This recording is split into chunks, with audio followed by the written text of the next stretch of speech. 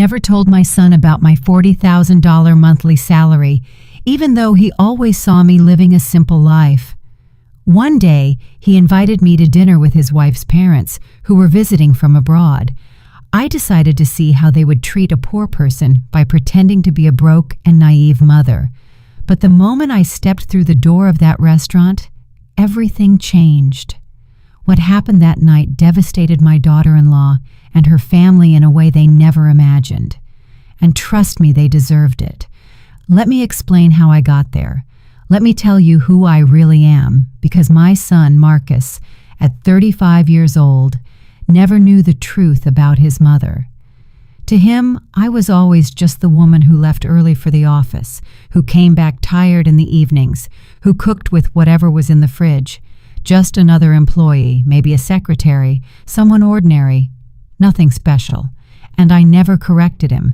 I never told him that I earned $40,000 every month, that I had been a senior executive at a multinational corporation for almost 20 years, signing million-dollar contracts and making decisions that affected thousands of people.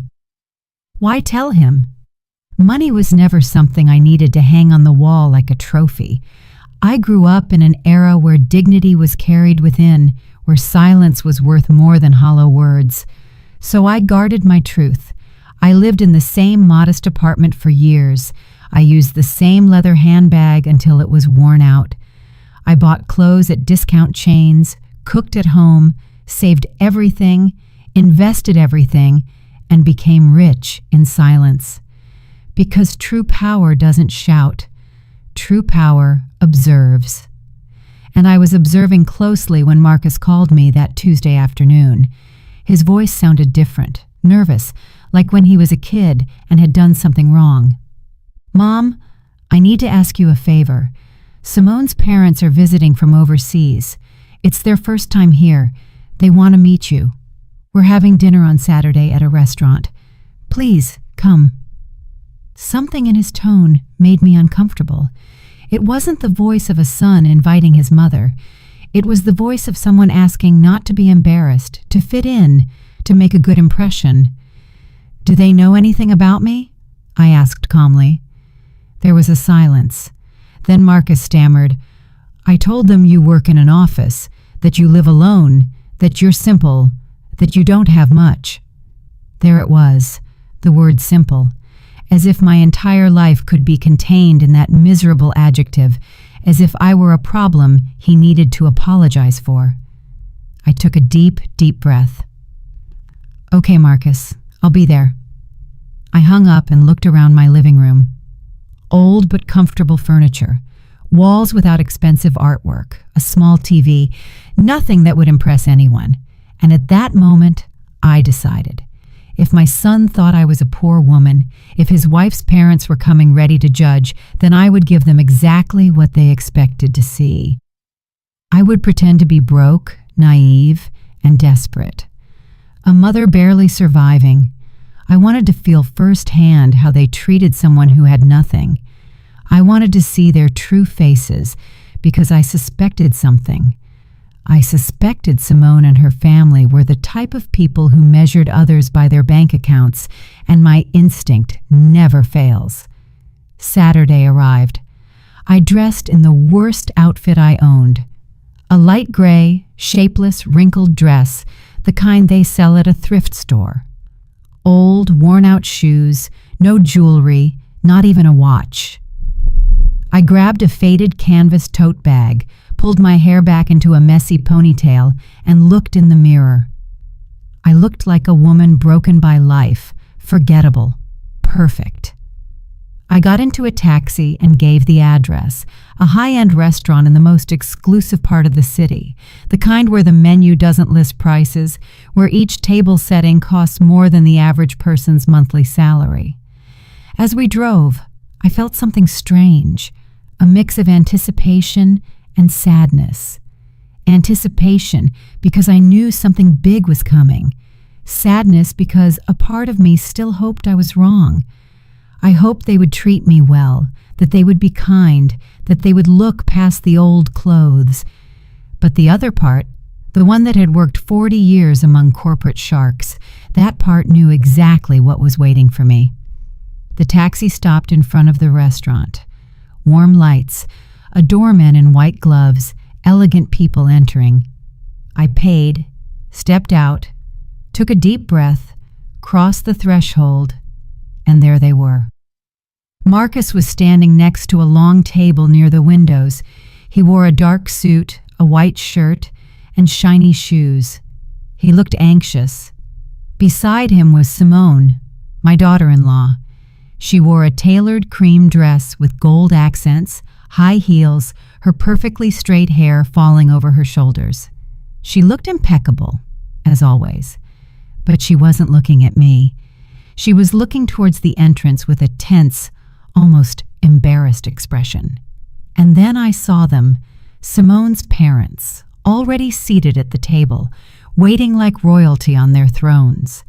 The mother, Veronica, wore a fitted emerald green dress, full of sequins, jewels on her neck, wrists, and fingers. Her dark hair was pulled back in an elegant bun. She had that cold, calculated type of beauty that intimidates. Beside her was Franklin, her husband, an immaculate gray suit, a giant watch on his wrist, a serious expression. Both looked like they had stepped out of a luxury magazine. I walked toward them slowly, with short steps, as if I were afraid. Marcus saw me first, and his face changed. His eyes widened. He looked me up and down. I noticed him swallow. "Mom, you said you'd come." His voice sounded uncomfortable. "Of course, son. Here I am." I smiled timidly, the smile of a woman unaccustomed to such places. Simone greeted me with a quick kiss on the cheek, cold, mechanical. "Mother-in-law, it's nice to see you." Her eyes said the opposite. She introduced me to her parents in a strange, almost apologetic tone. "Dad, Mom, this is Alara, Marcus's mother." Veronica looked up, studied me, and in that instant I saw everything: the judgment, the disdain, the disappointment. Her eyes scanned my wrinkled dress, my old shoes, my canvas tote. She didn't say anything at first, just extended a hand, cold, quick, and weak. "A pleasure." Franklin did the same, a weak handshake, a false smile. Charmed. I sat down in the chair at the end of the table, the one furthest from them, as if I were a second-class guest. No one helped me pull out my chair. No one asked if I was comfortable. The waiter arrived with the elegant, heavy menus, written in French. I opened mine and pretended not to understand anything. Veronica watched me. "Do you need help with the menu?" she asked with a smile that didn't reach her eyes. "Yes, please. I don't know what these words mean." My voice came out small, timid. She sighed and ordered for me. "Something simple," she said. "Something that doesn't cost too much. We don't want to overdo it." The phrase hung in the air. Franklin nodded. Marcus looked away. Simone played with her napkin. No one said anything, and I just watched. Veronica started talking first about general things, the journey from abroad, how tiring the flight was, how different everything was here. Then she subtly began to talk about money. She mentioned the hotel where they were staying, $1,000 a night. She mentioned the luxury car they had rented, obviously. She mentioned the stores they had visited. We bought a few things. Nothing major, just a few $1,000s. She spoke, looking at me, expecting a reaction, expecting me to be impressed. I just nodded. "How nice," I said. "That's lovely," she continued. "You know, Alara, we've always been very careful with money. We worked hard, we invested well. Now we have properties in 3 countries. Franklin has major businesses, and I oversee our investments." She smiled, a smile of superiority. "And you, Alara, What exactly do you do?" Her tone was sweet, but venomous. "I work in an office," I replied, lowering my gaze. "I do a little bit of everything, paperwork, filing, simple things." Veronica exchanged a look with Franklin. "Ah, I see. Administrative work. That's fine. It's honest. All jobs are dignified, right?" "Of course," I replied. The food arrived. Enormous plates with tiny portions, all decorated like art. Veronica cut her steak with precision. "This costs $80, she said, "but it's worth it. Quality is worth paying for. One can't just eat anything. Right, Alara?" I nodded. "Of course you're right." Marcus tried to change the subject, talking about work and some projects. Veronica interrupted him. "Son, does your mother live alone?" Marcus nodded. "Yes, she has a small apartment." Veronica looked at me with feigned pity. "It must be difficult, isn't it, living alone at your age without much support? And does your salary cover everything?" I felt the trap closing. I barely replied, "But I manage. I save where I can. I don't need much." Veronica sighed dramatically. "Oh, Elara, you are so brave. Truly, I admire women who struggle alone, although, of course, one always wishes to give our children more, to give them a better life. But oh well, everyone gives what they can." There was the subtle but deadly blow. She was telling me I hadn't been enough for my son, that I hadn't given him what he deserved, that I was a poor, insufficient mother. Simone was looking at her plate. Marcus was clenching his fists under the table, and I just smiled. "Yes, you're right. Everyone gives what they can." Veronica continued. "We always made sure Simone had the best. She went to the best schools, traveled the world, learned 4 languages. Now she has an excellent job, earns very well. And when she married Marcus, well, we helped them quite a bit. We gave them money for the down payment on the house. We paid for their honeymoon because that's just who we are. We believe in supporting our children." She looked at me intently. "And you, Alara, were you able to help Marcus with anything when they got married?" The question floated like a sharp knife. "Not much," I replied. "I gave them what I could, a small gift." Veronica smiled. "How sweet. Every detail counts, right? The amount doesn't matter.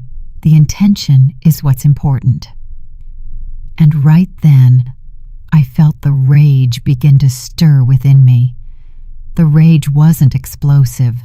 It was cold, controlled, like a river under ice. I breathed slowly, kept the timid smile, and let Veronica keep talking, because that's what people like her do. They talk, they inflate themselves, they show off, and the more they talk, the more they reveal themselves, the more they expose the emptiness inside. Veronica took a sip of her glass of red, expensive wine, swirling it in her hand as if she were an expert. "This wine is from an exclusive region in France. It costs $200 a bottle, but when you know quality, you don't skimp." "Do you drink wine, Alara?" "Only on special occasions," I replied, "and usually the cheapest one. I don't understand much about these things." Veronica smiled condescendingly. "Oh, don't worry. Not everyone has a trained palate. That comes with experience, with travel, with education. Franklin and I have visited vineyards in Europe, South America, and California. We are quite knowledgeable." Franklin nodded. "It's a hobby, something we enjoy. Simone is learning too. She has good taste. She inherited it from us." He looked at Simone with pride. Simone offered a weak smile. "Thanks, Mom." Veronica turned to me. "And you, Alara? Do you have any hobbies? Anything you enjoy doing in your free time?" I shrugged. "I watch television, cook, walk in the park. Simple things." Veronica and Franklin exchanged another look, a look loaded with meaning, with silent judgment. "How lovely," Veronica said. Simple things have their charm too. Although, of course, one always aspires to more, right? To see the world, to experience new things, to grow culturally. But, well, I understand not everyone has those opportunities. I nodded. You're right. Not everyone has those opportunities. The waiter arrived with dessert, tiny portions of something that looked like edible art. Veronica ordered the most expensive one. $30 for a piece of cake the size of a cookie. This is delicious, she said after the first bite. It has edible gold on top. See those little golden flakes? It's a detail only the best restaurants offer. I ate my dessert, simpler, cheaper, in silence. Veronica continued, You know, Ilara, I think it's important that we talk about something as a family, now that we are all here. She looked up. Her expression changed, becoming serious, falsely maternal. Marcus is our son-in-law, and we love him very much. Simone loves him, and we respect that decision. But as parents, we always want the best for our daughter. Marcus tensed up. Mom, I don't think this is the time. Veronica raised her hand. Let me finish, son. This is important. She looked at me. Ilara, I understand you did the best you could with Marcus. I know raising him alone wasn't easy, and I truly respect you for that. But now Marcus is at another stage in his life. He is married, he has responsibilities, and well, Simone and he deserve to have stability. Stability? I asked softly. Yes, Veronica replied. Financial, emotional stability. We have helped a lot, and we will continue to help, but we also believe it's important that Marcus doesn't have unnecessary burdens. Her tone was clear. She was calling me a burden, me, his mother-in-law. Simone was looking at her plate as if she wanted to disappear. Marcus had his jaw clenched. Burdens? I repeated. Veronica sighed.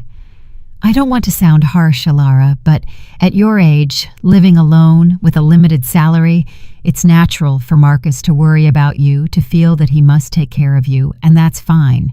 He is a good son.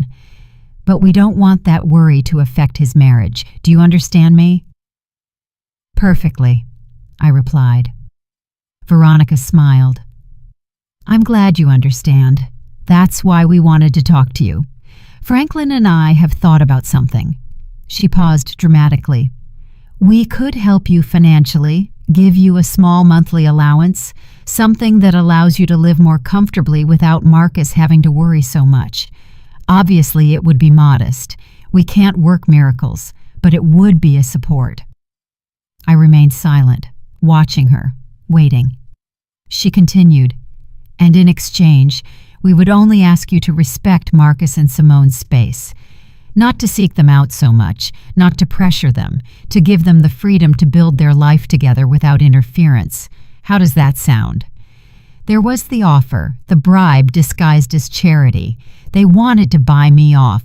They wanted to pay me to disappear from my son's life, so I wouldn't be a nuisance, so I wouldn't embarrass their precious daughter with my poverty. Marcus exploded. Mom, that's enough. You don't have to. Veronica interrupted him. Marcus, calm down. We're talking like adults. Your mother understands, right, Ilara? I picked up my napkin, calmly wiped my lips, took a sip of water, and let the silence grow. Everyone was looking at me. Veronica with expectation, Franklin with arrogance, Simone with shame, Marcus with desperation.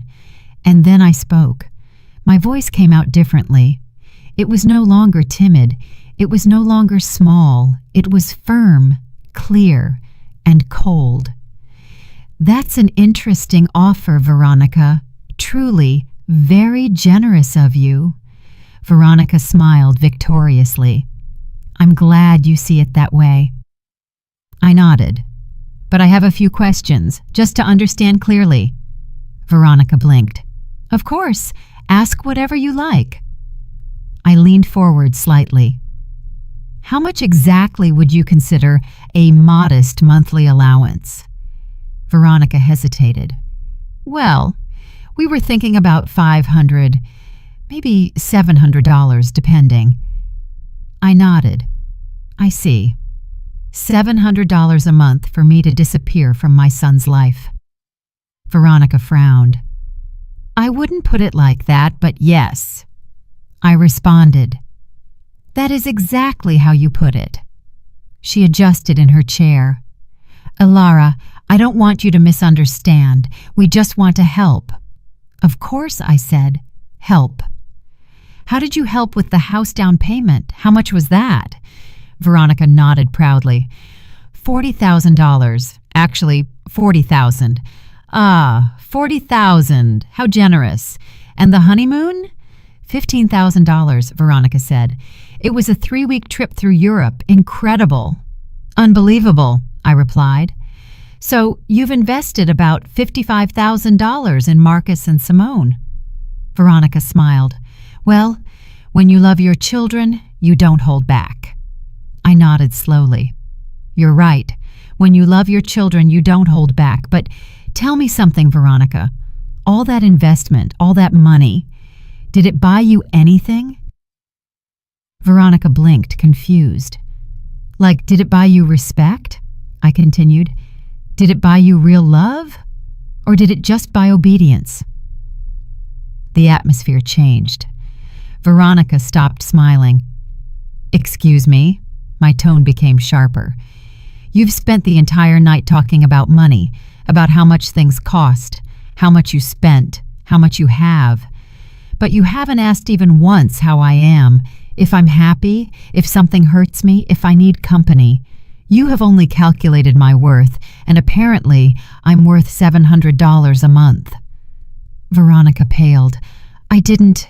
Yes, I interrupted her. Yes, you did. Since I arrived, you've been measuring my value with your wallet. And do you know what I discovered, Veronica? I discovered that the people who only talk about money are the ones who least understand their true value. Franklin intervened. I think you are misinterpreting my wife's intentions. I looked at him directly. And what are her intentions? To treat me with pity? To humiliate me throughout dinner? To offer me alms so I'd vanish?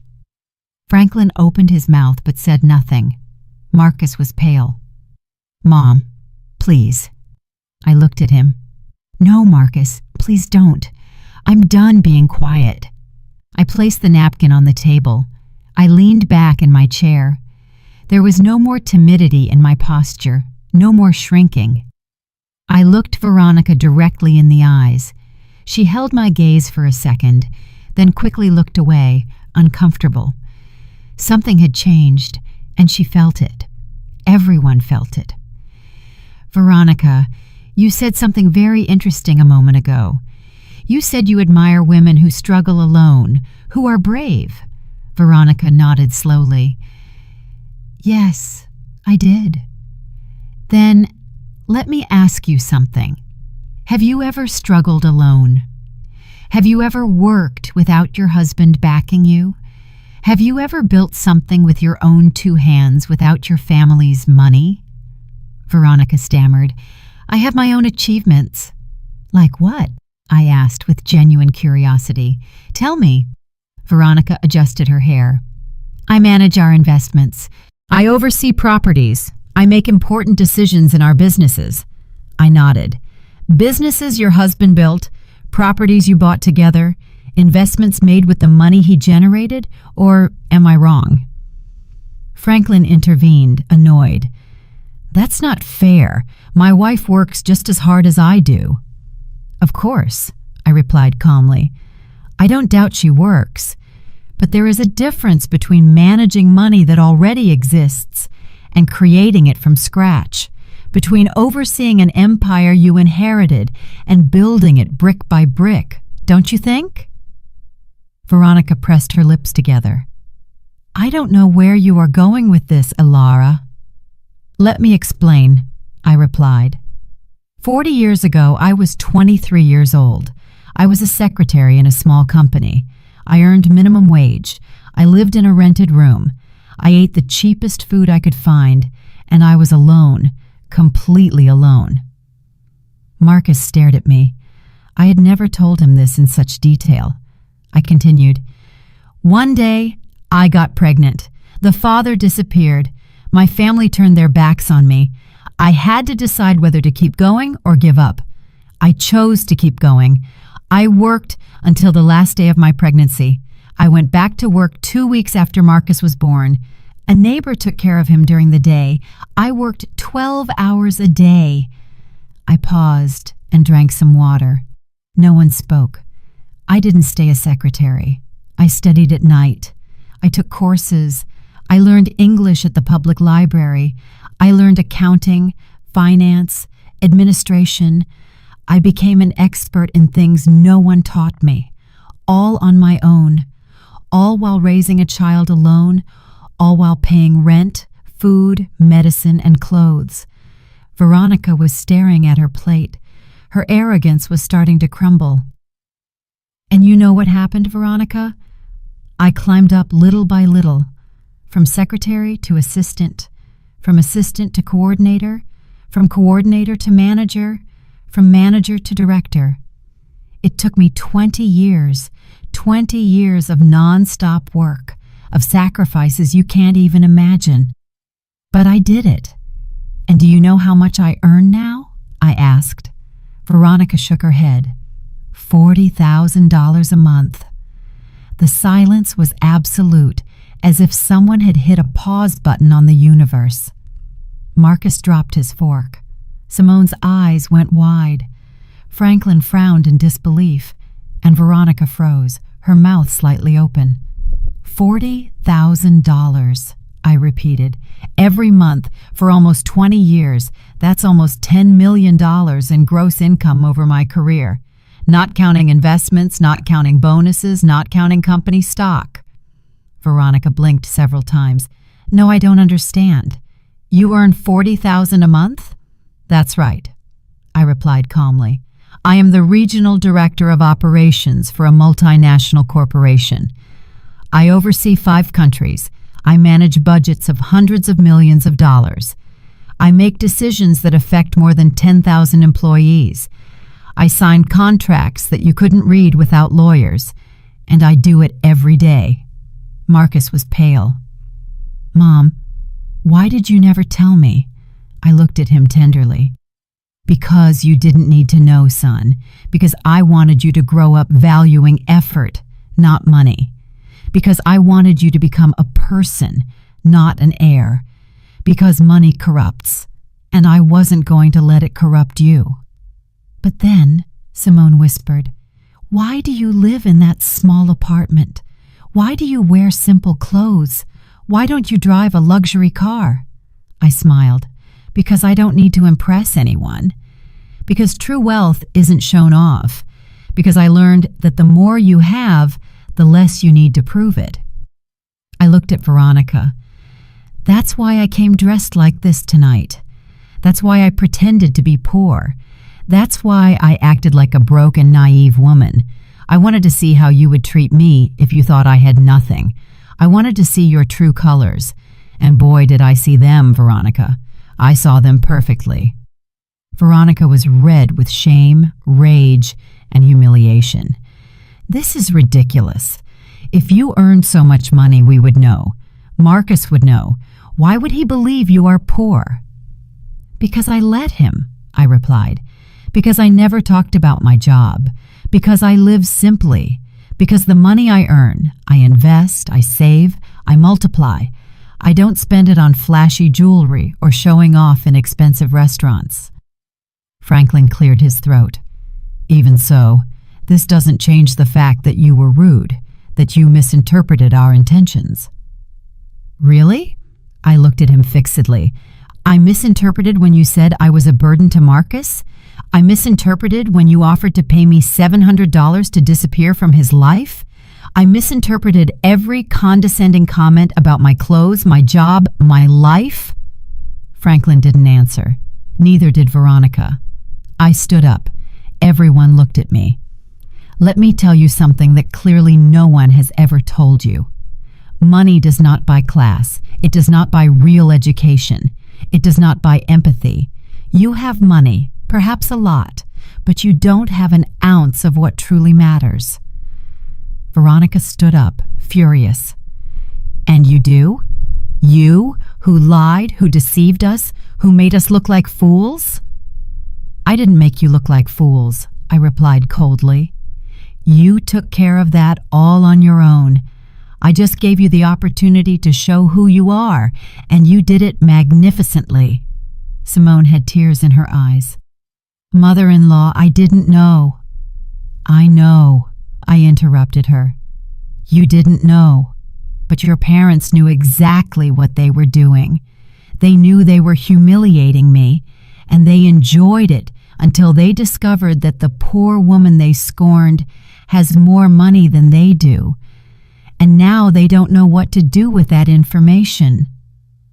Veronica trembled. "You have no right."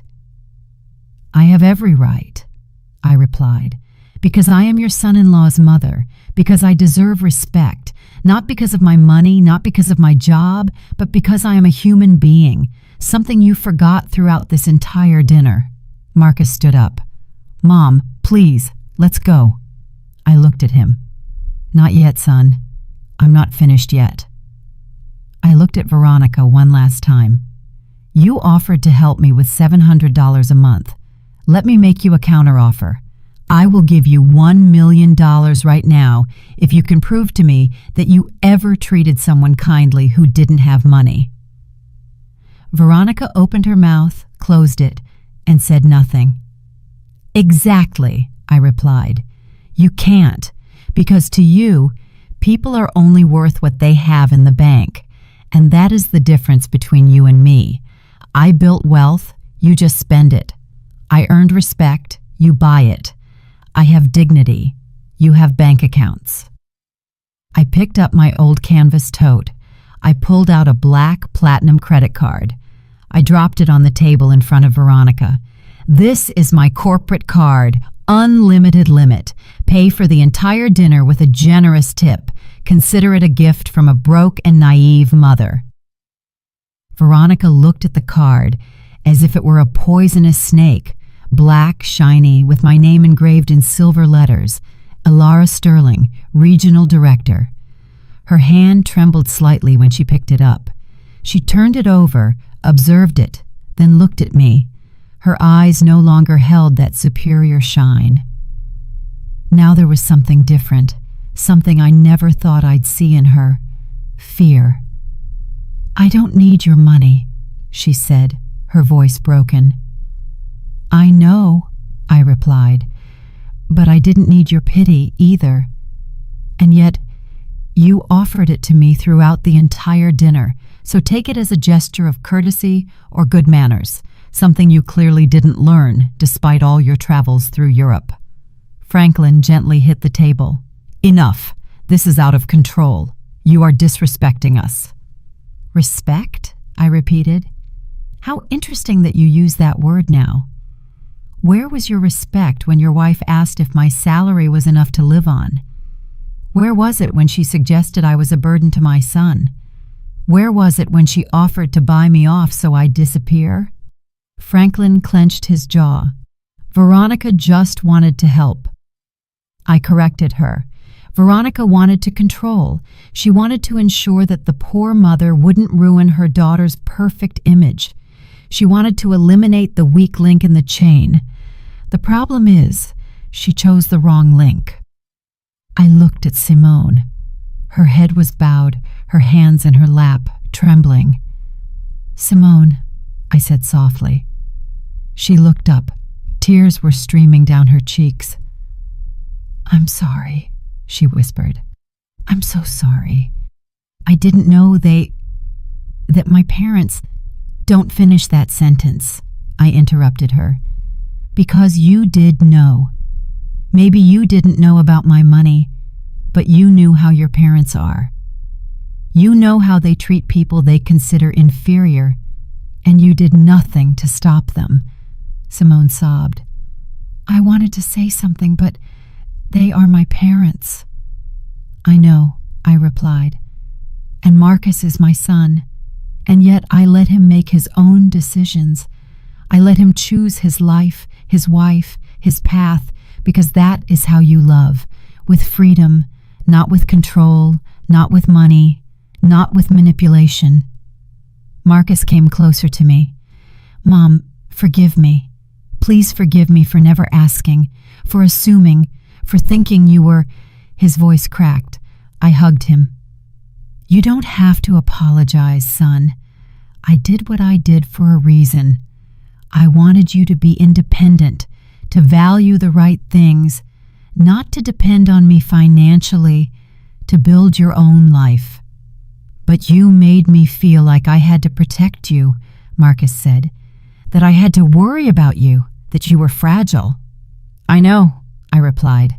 And it wasn't wrong that you thought that, because that's how you learn to care, to worry about others, to be empathetic. Those are lessons money can't buy. Marcus hugged me tightly. I'm sorry. I'm so sorry. Veronica was still standing, rigid, watching the scene with a mixture of confusion and contained rage. This doesn't change anything, she finally said. You lied. You deceived us. You came here with hidden intentions. You acted in bad faith. That's true, I nodded. I acted. I pretended to be something I'm not. Exactly what you do every day. What is that supposed to mean? Franklin asked. It means that you hide behind your money, behind your jewels, behind your trips, behind everything you can buy, but inside you are empty. You don't have deep conversations. You don't have real interests. You have nothing to offer beyond a bank account. Veronica gave a dry, bitter laugh. Coming from someone who lied all night, that's hypocrisy. Perhaps, I replied, but my lie exposed the truth, your truth, and now you can't hide. Now you know that I saw you, that I felt every comment, that I stored every insult disguised as advice, and that I will never forget it. The waiter timidly approached. Excuse me, would you like anything else? Franklin shook his head abruptly. Just the check. The waiter nodded and disappeared. Veronica sat back down, defeated. Her posture was no longer elegant. It was the posture of someone who had just lost something important, and it wasn't money. It was power. Elara, she said, in a softer, less aggressive voice, I don't want this to ruin the relationship between our families. Marcus and Simone love each other. They have a life together.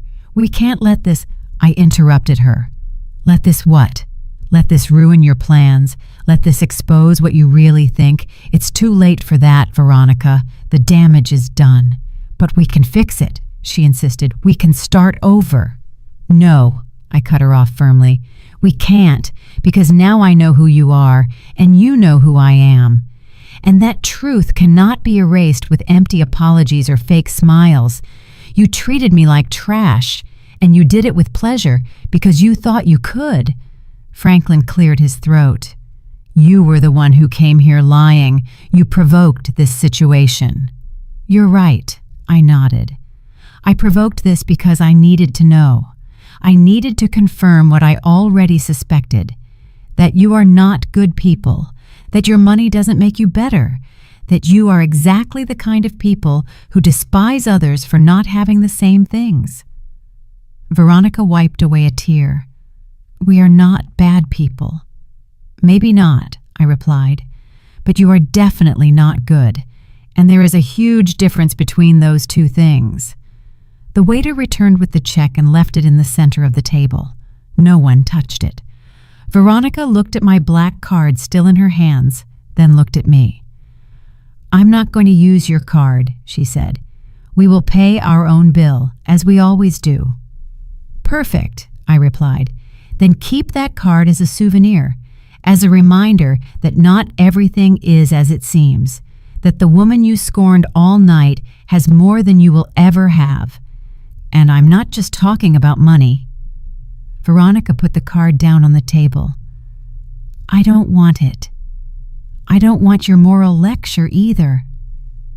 I pushed it back toward her. Keep it anyway, because something tells me you'll need it. Someday you'll run into someone like me, someone who pretends to be less than they are, and you'll make the same mistake again, because people like you never learn. Franklin took out his wallet, pulled out several credit cards, all golden, all shiny. He chose one and put it on the check. The waiter took it and left. No one spoke during those waiting minutes.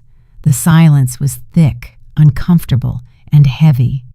Simone cried quietly. Marcus held my hand.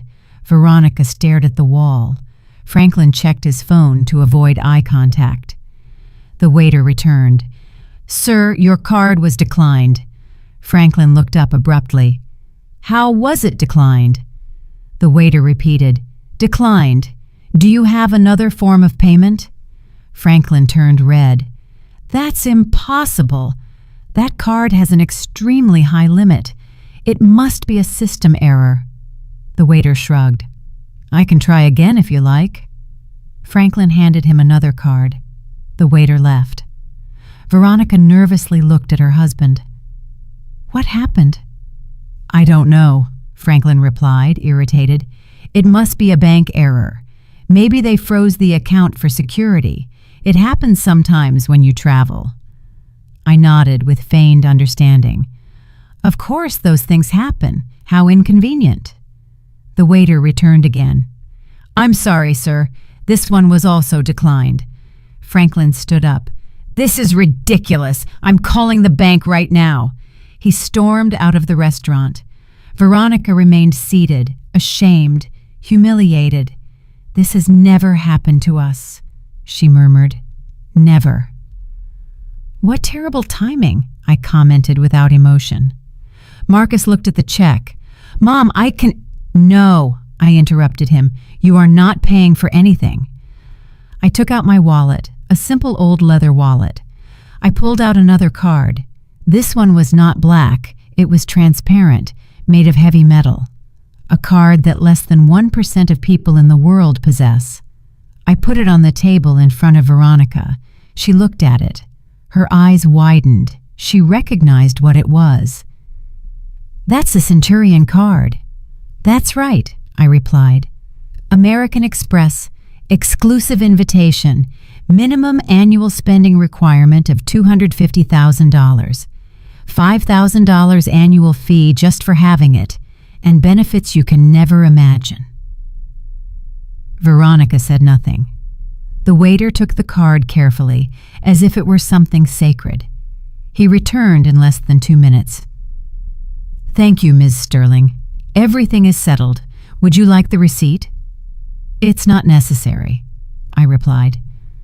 The waiter nodded and left. Veronica continued looking at the space where the card had been. I stood up, took my old wallet, my canvas tote, and looked at Veronica one last time. "The dinner was delicious. Thank you for the recommendation of the place. And thank you for showing me exactly who you are. You saved me a lot of time, a lot of energy, and many future disappointments." Veronica finally looked up. Her eyes were red, not from crying, but from contained rage. "This doesn't end here," she said, her voice trembling. "You can't just humiliate us and walk out as if nothing happened. Simone is our daughter. Marcus is our son-in-law. We will still be family. You will have to see us." "You are right," I smiled. "I will have to see you at birthdays, Christmases, and family gatherings, but now I will see you differently. I will no longer wonder what you think of me. I already know. And you will know that I know, and you will live with that every time you see me, every time you pretend to be kind. You will remember this night." Franklin returned to the table. His phone was in his hand. His face was pale. "There's a problem with the accounts," he said. "A temporary block. For security. It will be resolved tomorrow." He looked at the table. "Did they pay already?" "Yes," Veronica replied without looking at him. "She paid." Franklin looked at me. His pride was shattered. "Thank you," he murmured. It was barely audible. "You're welcome," I replied. That's what family is for, isn't it? To help each other, especially when someone needs a small allowance, say $700 or, in this case, $800, which is what this dinner cost. Franklin closed his eyes. Veronica clenched her fists in her lap. Marcus approached. "Mom, let's go, please. It's enough." I looked at him. "You're right. It is enough." I turned to Simone. She was still crying quietly. "Simone," I said softly. She lifted her head. "You are not to blame for how your parents are. No one chooses their family. But you do choose how you act, how you treat others, how you will raise your own children someday." Simone nodded through her tears. "I'm sorry," she whispered again. "Don't apologize again," I told her. "Just learn. Learn that money does not define people, that humility is not weakness, that respecting others costs nothing, and that if you ever have children, teach them to see the heart of people, not their bank account." Simone sobbed harder. Marcus hugged her. Veronica looked away. Franklin checked his phone again, avoiding all eye contact. I headed for the exit. I took a few steps, then stopped and turned around one last time. "Ah, Veronica, one more thing." She looked at me. "Do you remember when you said you speak 4 languages?" Veronica frowned. "What does that have to do with anything?" "Just curious," I replied. "In which of those 4 languages did you learn to be kind? Because clearly it wasn't in any of them."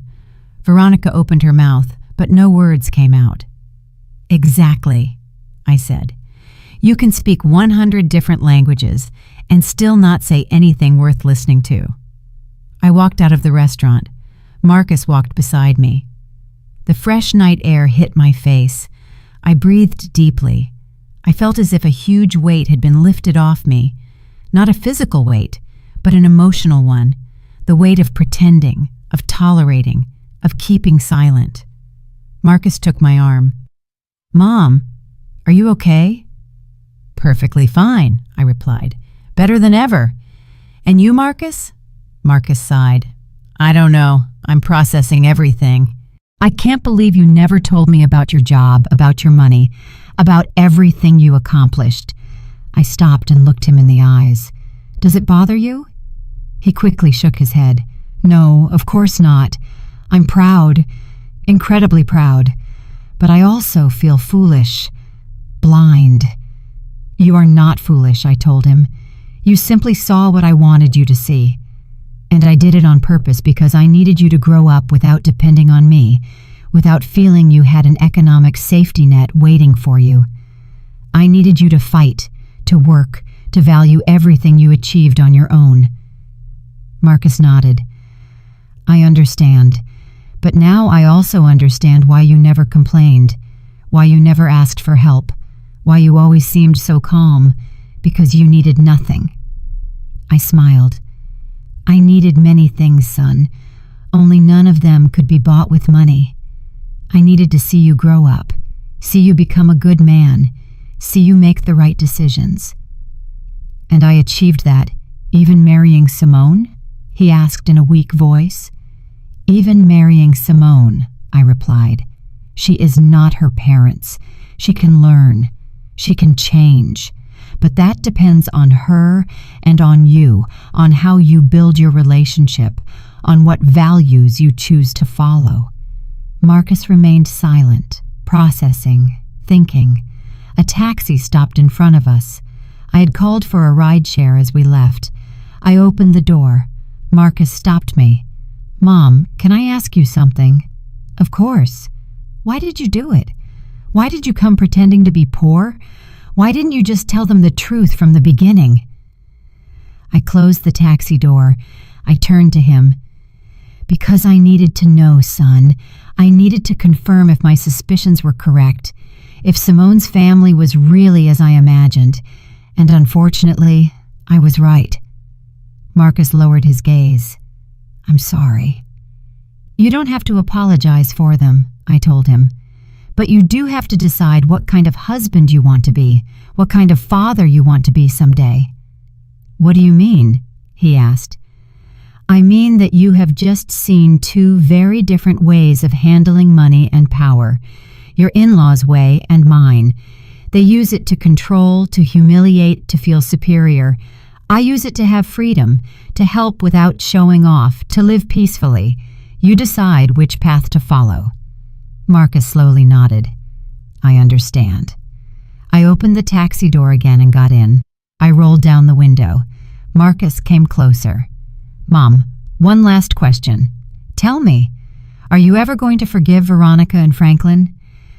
I thought about it for a moment. "Forgiving doesn't mean forgetting," I replied, "nor does it mean allowing it to happen again. I might forgive them someday when I see a real change, when they start seeing people as people, not as numbers.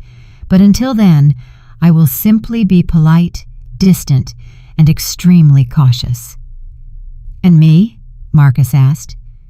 "Do you forgive me for not asking, for assuming, for allowing this dinner to happen?" I looked at him tenderly. "Son, there is nothing to forgive. You did what you thought was right. You wanted your family to meet. That is beautiful. What happened afterward was not your fault. It was theirs, and a little bit mine too, because I decided to play their game." Marcus smiled weakly. "You won." "I won," I nodded, "but I don't feel victorious. I feel tired and sad because I confirmed something I didn't want to confirm, that some people will never change, that some families are broken even if they have money, that there are voids no bank account can fill."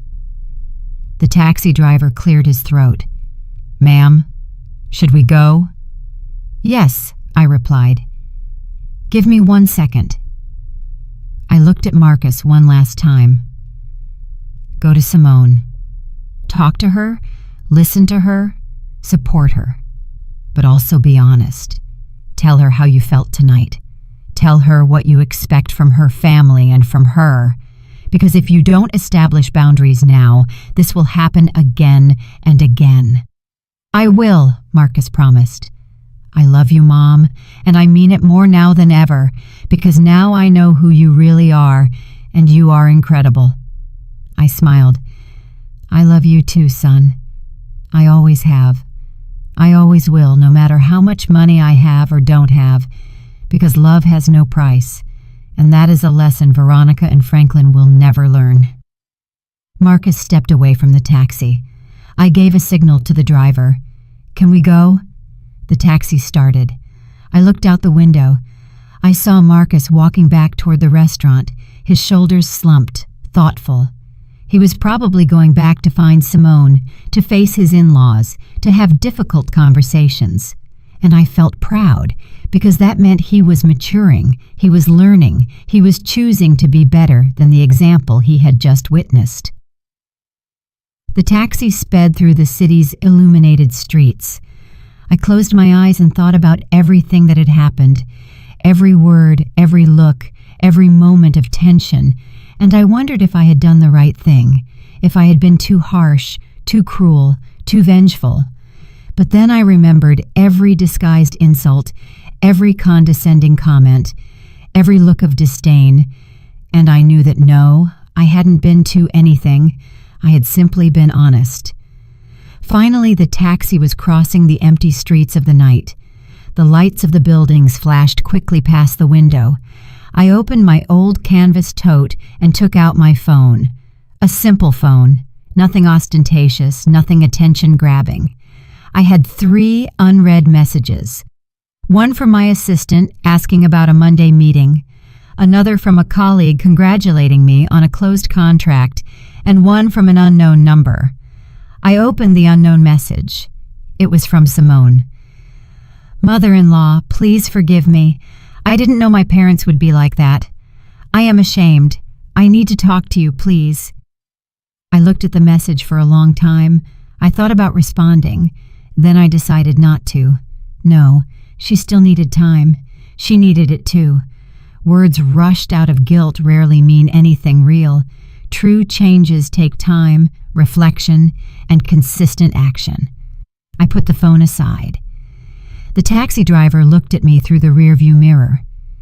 "Excuse me for asking, ma'am, is everything okay?" I looked up at him. "Yes, everything is fine. Why?" "Well, you got in very quietly. And normally the people who come out of that restaurant are happy, talking about how delicious the dinner was. You came out as if you had been in a war." I smiled slightly. "Something like that. Was it that obvious?" He shrugged. "I've been driving a cab for 20 years. I've seen it all. Drunk people, people fighting, couples breaking up, families arguing. And you have that look of someone who just said something they'd been keeping inside for years." "You're perceptive," I told him. "It's my job," he replied. "Plus it helps pass the time. Do you want to talk about it? You don't have to, but sometimes it helps to tell things to a stranger. Someone who isn't going to judge you, someone who doesn't know you." I thought about his offer. It was tempting, but I shook my head. "Thank you, but I think I've talked enough for today." He nodded. "I understand, but let me tell you something. Whatever happened in there, you did the right thing. I know because you are calm. You are not crying. You are not screaming. You are processing, and that means you spoke your truth. And the truth always brings peace, even if it hurts." His words surprised me. He was an older man, maybe 60 years old, with gray hair and working hands. A simple man, like the one I pretended to be. "Do you believe in the truth?" I asked him. "I believe in honesty," he replied. "Not always the absolute truth, because the truth changes depending on who tells it. But honesty doesn't. Honesty is saying things the way you feel them, without masks, without lies, even if it hurts, even if it makes things awkward, even if it costs you something." I nodded. "You're right. My wife always told me I was too direct," he continued, "that I said things without a filter, that I hurt people without meaning to, and maybe she was right. But she also told me that she never doubted me because she knew that what came out of my mouth was real, not calculated, not manipulated, just real." I smiled. "She sounds like a good woman." "She was," he replied. "She died 5 years ago." "I'm sorry," I said sincerely. He shook his head. "Don't be sorry. We had 40 years together. 40 years of honesty, of fights, of reconciliations, of laughs, of tears. And not once did I go to sleep wondering what she really thought, because she always said it. And so did I. That is a gift." "You're right," I murmured. "It's a gift." The taxi stopped at a red light. "Can I ask you something personal?" the taxi driver asked. "Go ahead." "Are you rich?" The question took me by surprise, not because of the question itself, but because of the direct way he asked it. "Why do you ask that?" "Because I picked you up from a $1,000 per person restaurant, but you dress like someone who shops at discount stores. You have an old bag, worn-out shoes, but you talk like an executive. You move like someone with power, and you paid for my cab with crisp new bills that you pulled out of a wallet that looks 20 years old." "Observant," I commented. "Part of the job," he repeated. "Then am I?" "It depends on how you define rich," I replied.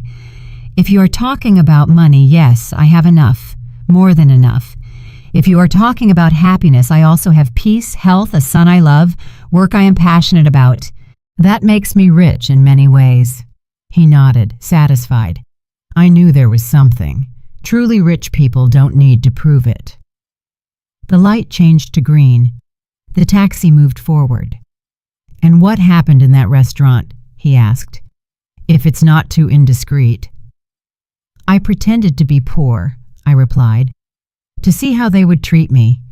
He let out a loud laugh. Seriously? That is brilliant. And how did they treat you? Like trash, I said without emotion. They humiliated me. They offered me alms. They treated me as if I were invisible, less than human. He stopped laughing. I'm sorry. That must have hurt.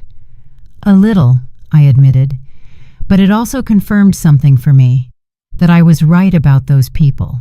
That they weren't worth my time. That they didn't deserve my respect. And now they know it. Now they know who I am.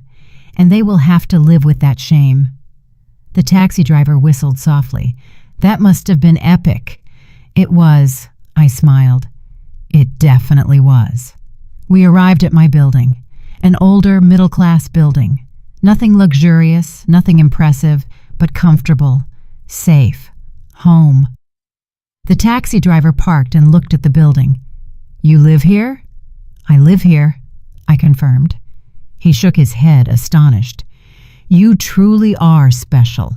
Most people with money move to expensive areas, to buildings with doormen, private security, gyms, and pools. You live like a normal person.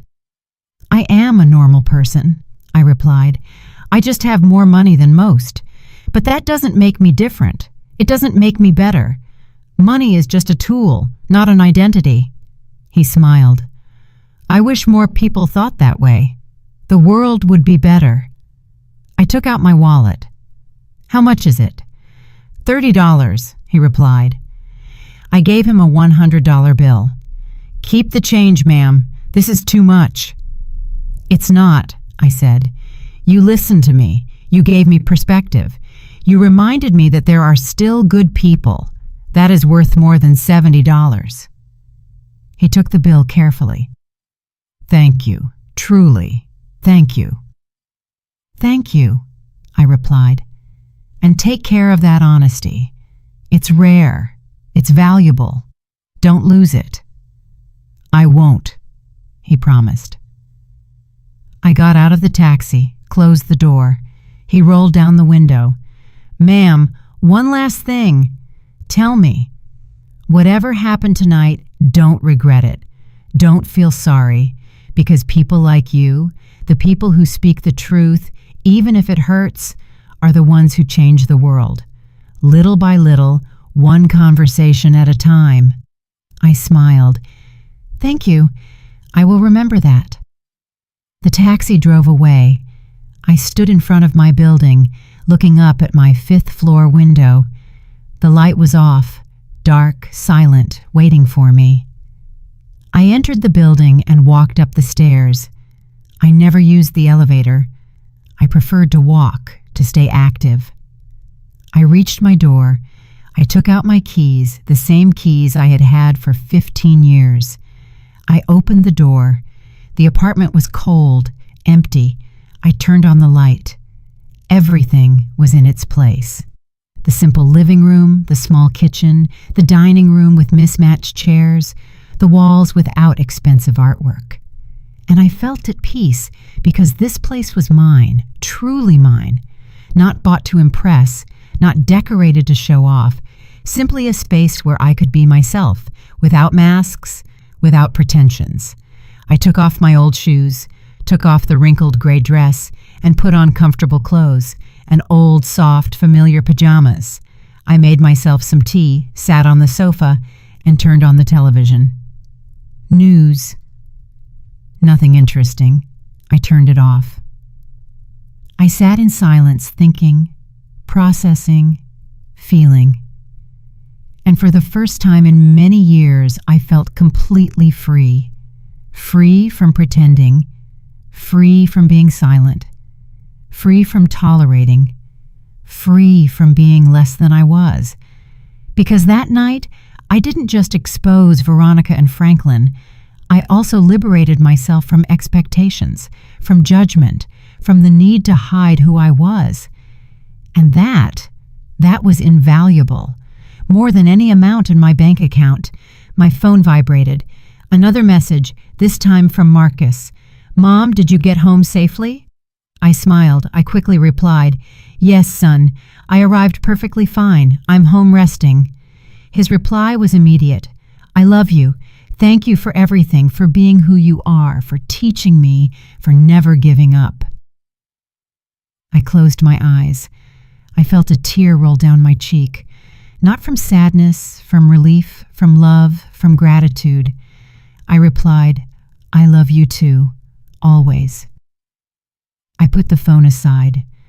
I drank my tea. I looked around my simple apartment, my sanctuary, my truth, and I smiled. Because at the end of the day, it didn't matter how much money I had. It didn't matter how high I had climbed in my career. The only thing that mattered was this moment, this peace, this honesty with myself. I woke up early on Sunday, as always. 40 years of working had trained me to rise with the sun. Even though it was my day off, my body no longer knew how to sleep late. I prepared strong coffee, black. I sat by the window with a hot mug in my hands. I watched the city wake up, the vendors opening their stalls, people walking somewhere. Life continued as always, indifferent to personal dramas. My phone started ringing. It was a familiar number, Marcus. I answered. "Good morning, son." His voice sounded tired. "Mom, I need to talk to you." "Did something happen?" "A lot," he replied. "Last night, Simone and I talked for hours. Her parents were there too. It was intense." I took a sip of coffee. "Tell me."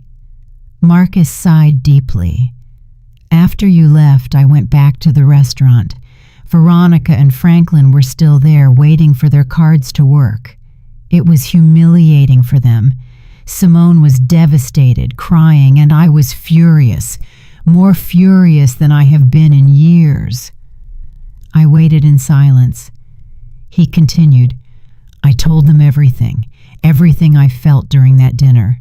I told them I was ashamed of them, that they treated my mother like trash, that their behavior was unacceptable, that I wouldn't tolerate it ever again." "And what did they say?" I asked. At first, Veronica tried to defend herself. She said they just wanted to protect Simone, that they wanted to make sure I had a stable family, that they didn't have bad intentions. Franklin said I was exaggerating, that it had been a normal dinner, that your reaction was disproportionate. I squeezed the mug in my hands. Typical. "But then Simone spoke," Marcus continued. "She told her parents that they were wrong, that they had been cruel, that she had seen every comment, every look, every disguised insult, and that she was ashamed to be their daughter at that moment." His voice cracked. "Mom, I had never seen Simone confront her parents like that." I smiled slightly. "That's good. It means she's waking up." "Veronica got hysterical," Marcus said. "She started yelling that Simone was ungrateful, that they had sacrificed everything for her, that they had given her the best life, that she had no right to judge them." Franklin backed her up. "He said we were being manipulated by you, that you had planned everything to make them look bad." I let out a dry laugh. "Of course it's my fault." "That's what made them angriest," Marcus said. "I told them they were right, that you did plan everything, but that they fell into the trap because that's really how they are, because they really treat people they consider inferior badly, that you just gave them the opportunity to show themselves, and they did it perfectly." "Well said," I murmured. "Thanks. I learned it from you." There was a silence. Then Marcus continued, "Mom, I need you to know something. Last night, I made a decision. Simone and I are going to set boundaries with her parents. We are not going to cut off the relationship, but we are going to set clear rules. No comments about money, no comparisons, no attempts to control our lives. And if they can't respect that, then they will have to accept the consequences." "And did they accept?" I asked. "No," he replied. "They left furious. They said we were ungrateful, that we would regret it someday, that when we needed help, they wouldn't be there. Franklin said he was going to reconsider his will. Veronica said Simone had chosen the wrong family. I shook my head. Emotional blackmail, the last resort of people without arguments. Exactly, Marcus said. But it didn't work. Simone stood firm. I did too. They left the restaurant without saying goodbye, without looking back, and honestly, Mom, I felt relief, as if a huge weight had been lifted off me. That's because it was, I told him. You lifted the weight of living under their expectations, under their control. Now you can build your life however you want, not as they dictate. Thank you, Mom, Marcus said, his voice emotional. Thank you for doing what you did last night. I know it was difficult. I know it was awkward, but we needed to see it. I needed to see who they really were, and Simone needed to see that there was another way to live, a more honest, more authentic way. You are welcome, son. I only did what I believed was right. There is something else, Marcus said. Simone wants to come see you. She wants to apologize in person. She wants to talk to you, not as a daughter-in-law trying to look good, but as a woman trying to learn. What do you think? I thought for a moment. Tell her she can come, but not today. Give her a few days to process, to think carefully about what she wants to say. Rushed apologies are hollow. The ones that take time are real. I'll tell her, Marcus promised. Mom, one more question. How are you doing after all of this? How do you feel? I looked out the window. The sun was fully up now. The day had officially begun. I'm well, I replied. Better than well. I'm at peace because I finally said everything I needed to say, and I don't regret anything. I'm glad to hear that, Marcus said. I love you. I love you too. Rest. I'll see you soon. I hung up the phone, finished my coffee, and stood up. I decided to do something I hadn't done in a long time. Go for a walk aimlessly, without rushing, just walking and thinking. I dressed in comfortable clothes, old jeans, a simple top, worn sneakers. I grabbed my keys and went out. The streets were full of life, families strolling, children running, couples holding hands, vendors offering food. The smell of fresh bread filled the air. I walked through the nearby park and sat on a bench watching people pass by. And I realized something. Most of these people probably didn't have much money. They lived with just enough, worked hard, and struggled every day. But they smiled, hugged each other, and enjoyed the moment. And then I thought about Veronica and Franklin, with all their money, their properties, their trips, their jewels. Were they really happy? Or were they just busy trying to prove something? Trying to fill a void with material things, trying to buy value, respect, and love, things that could never be bought. An older woman sat down next to me.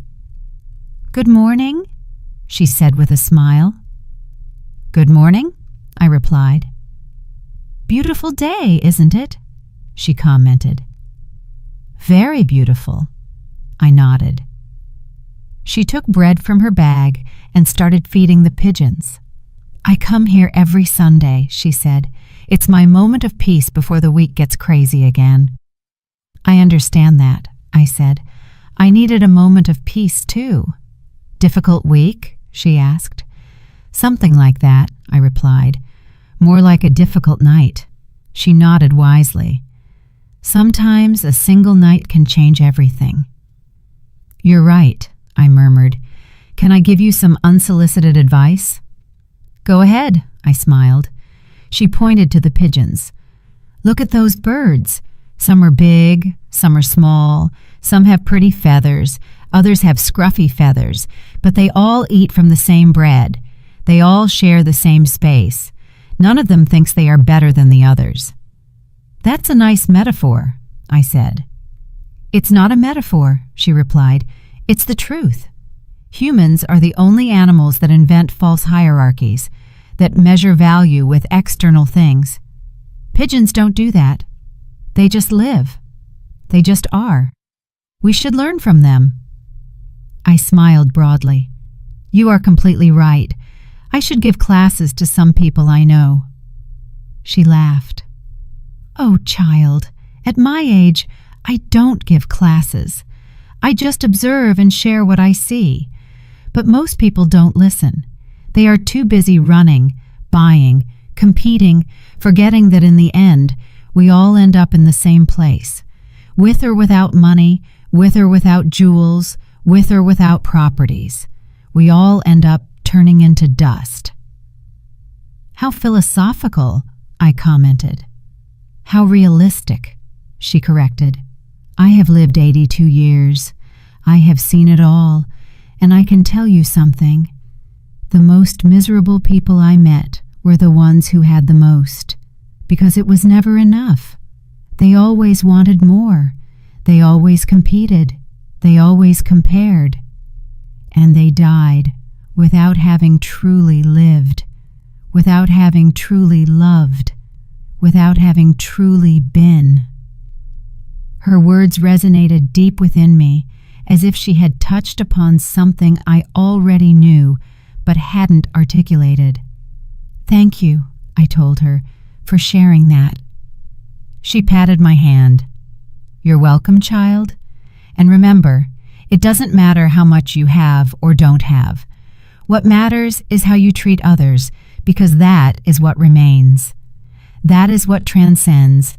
That is the only inheritance worth having. She slowly stood up, put her empty bag away, and waved goodbye. Have a beautiful Sunday. You too, I replied. I watched her walk away, a small woman, hunched with age, wearing old clothes and worn shoes, but with more wisdom than all the Veronicas and Franklins in the world combined. And I felt grateful for that encounter, for that reminder, for that truth, and powerful. I stayed on the bench for a while longer, thinking, feeling, processing everything that had happened, and I came to a conclusion. I didn't regret anything, no word, no action, because everything I did last night was necessary. It was liberating. It was honest, and honesty, even when it hurts, is always the right path. 3 days passed before Simone knocked on my door. 3 days of silence, processing, and reflection. When I heard the bell ring that Wednesday afternoon, I knew who it was. I opened the door. There she was, without makeup, her hair pulled back in a simple ponytail, dressed in jeans and a plain top. No jewelry, no heels. She looked vulnerable, real, different from the woman I had seen in the restaurant. Mother-in-law, she said in a low voice. May I come in? I stepped aside.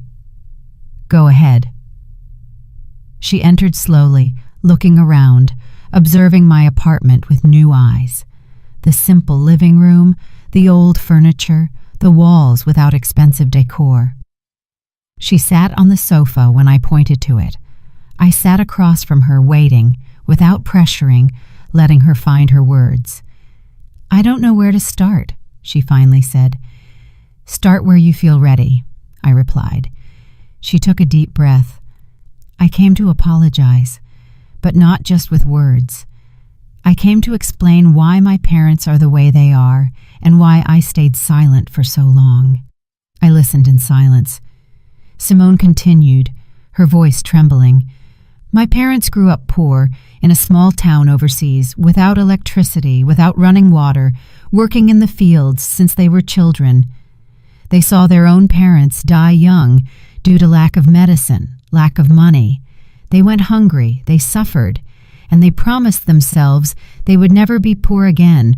They would do whatever it took to get out of there. I nodded. I understand. That explains a lot. They worked like animals, Simone continued. They saved every penny. They immigrated looking for opportunities. Franklin built his business from scratch, literally from scratch. And when they started earning money, they never forgot what it was like not to have it. That's why they talk about it so much. That's why they measure everything by that standard, because to them, money means survival. It means security. It means never going back to that dark place. It's understandable, Femeno, I said. Trauma does strange things to people. Simone nodded. But that doesn't excuse how they treated you. I know. And I want you to know that I saw everything, every comment, every look, every insult. And I stayed silent because I've been doing that my whole life, staying silent, accepting, letting them control everything. Because they taught me that contradicting them was a betrayal. It was ungrateful. And now? I asked.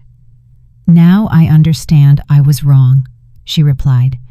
That love is not control. That family is not blind obedience. That I can love them and still not agree with them. Marcus helped me see it. You helped me see it. That night at the restaurant, when you revealed yourself, when you told them everything, it was as if a blindfold had been taken off my eyes. Simone wiped her tears. I always knew something was wrong. I always felt that the way they measured people was incorrect. But I convinced myself that it was me, that I was too sensitive, that I didn't understand the world. But you showed me that no, there is another way to live, a way where money does not define your worth, where humility is strength, where authenticity is wealth. I took a sip of water. Simone, I didn't come that night to change you. I came to protect myself, to know who I was dealing with. I know, she replied, and I thank you for that, because your brutal honesty saved me. It saved me from becoming my mother, from perpetuating that cycle, from teaching my future children that people are valued by what they have. I don't want that. I don't want to be that. And your parents? I asked. How are they after all this? Simone sighed. Furious, hurt, humiliated. Veronica hasn't spoken to me in 3 days. Franklin sent me a message saying I had disappointed him, that I had chosen strangers over my own blood, that I would regret it someday. She paused. And you know what's strange? I don't feel bad. I feel free. That's good, I said. It means you made the right decision. Simone nodded. Marcus and I set boundaries. We told them they can be a part of our lives, but only if they respect us, if they respect our decisions, if they stop trying to control us with money or emotional blackmail.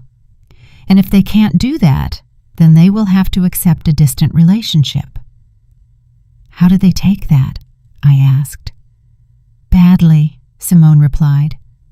Veronica said we were ungrateful, that they had sacrificed everything for me. Franklin threatened to disinherit me, to cut off all financial aid, as if that were the only thing we cared about, as if our love for them depended on their money. And that's when I realized they really believe that. They really think their value is in their wallet. It's sad, I commented. Very sad, Simone agreed, because they have so much and enjoy nothing. They just accumulate, compete, show off, but they never stop to ask themselves if they are happy, if they have peace, if they have real connections with people. They just count their properties and feel victorious, while inside they are empty. She was silent for a moment, then she looked at me directly. Mother-in-law, I want to ask you for something. Tell me. I want to learn from you. I want you to teach me how to live with dignity, how to be rich without needing to prove it, how to have peace in the midst of chaos, how to be strong without being cruel, because that night I saw something in you that I never saw in my parents. I saw class. I saw real power. I saw a woman who didn't need to shout to be heard. I smiled tenderly. Simone, I can't teach you that. That is learned by living, by making mistakes, by falling, by getting up. The only thing I can do is share my experience and tell you that the path is not easy. You will face criticism, judgment, people who won't understand why you live differently. But if you stay true to yourself, if you live according to your values, you will find peace, and that peace is worth more than any amount of money. I want to try, Simone said. I want to be better, not just for Marcus, but for me, because I deserve to live without that constant pressure, without that need to impress, without that fear of not being enough. Then do it, I told her, but don't do it all at once. Do it little by little. Start by questioning your habits, your purchases, your motivations. Ask yourself before every decision, is this for me or for others? Does this bring me peace or just appearance? Simone nodded, taking mental notes. And my parents, do you think they will ever change? I looked at her with honesty. I don't know. Change requires you to recognize a problem, and they don't believe they have one. They believe the world is wrong, that people are ungrateful, that they are victims. Until they see that, change is not possible. But you can change. You can break the cycle. I will, she promised, with Marcus's help. And I hope with your guidance, too. You don't need my guidance, I replied. You just need your internal compass, that voice that tells you what is right and what is wrong, that voice you silenced for years to please your parents. Listen to it. Trust it. Follow it. Simone wiped away the last tears.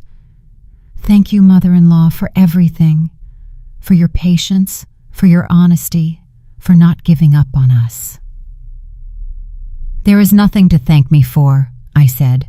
Just promise me one thing. When you have children, teach them the value of people, not the price. Teach them empathy, humility, and kindness. Things that don't cost money, but are worth everything.